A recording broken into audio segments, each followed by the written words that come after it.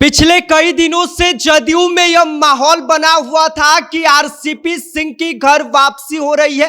RCP Singh अब जदयू की कमान संभालेंगे, जिसको लेकर जदयू कार्यकर्ताओं के द्वारा उनके स्वागत में पोस्टर तक लगा दिया गया था।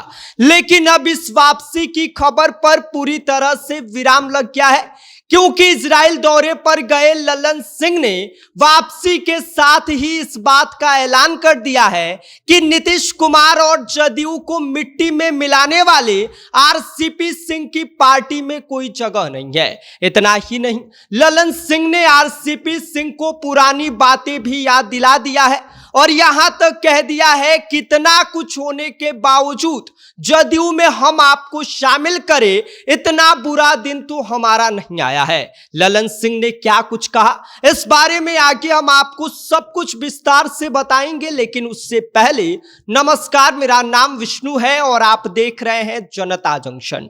बिहार की सियासत में पिछले कई दिनों से एक ही सवाल गूंज रहा था कि क्या आरसीपी सिंह की जदयू में घर वापसी होने वाली है।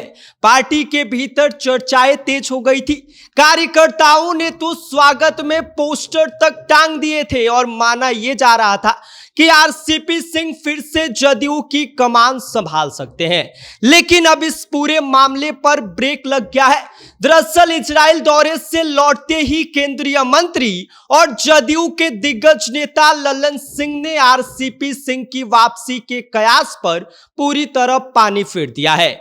ललन सिंह ने साफ कह दिया है कि जो नेता नीतीश कुमार और जदयू को कमजोर करने की कोशिश करेगा, उसके लिए पार्टी में कोई जगह नहीं है। इतना ही नहीं, उन्होंने आरसीपी सिंह को उनके पुराने कारनामे भी गिना दिए। ललन सिंह ने कहा कि आरसीपी सिंह वही है जिनके नेतृत्व में 2020 के विधानसभा चुनाव में जदयू 74 सीटों से फिसलकर 42 सीटों पर ही सिमट गई थी। आगे उन्होंने तंज कसते हुए कहा कि इतना बुरा दिन जदयू का नहीं आया है कि पार्टी को डुबाने वालों को वापस बुलाया जाए।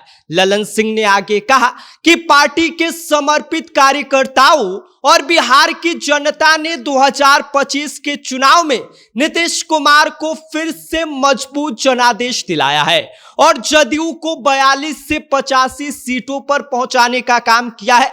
ऐसे में जो लोग पार्टी को नीचे ले गए, वे अब आकर करेंगे क्या?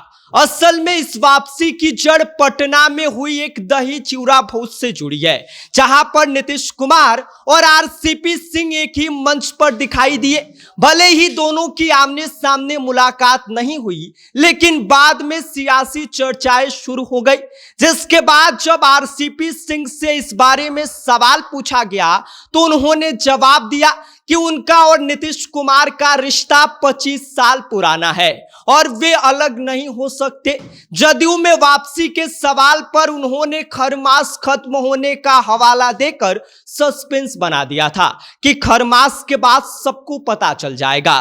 गौरतलब है कि आरसीपी सिंह कभी जदयू संगठन के महासचिव और राष्ट्रीय अध्यक्ष रह चुके हैं। वे मोदी सरकार में मंत्री भी बने, लेकिन बाद में नीतीश कुमार से मतभेद के चलते उन्होंने पार्टी छोड़ दिया।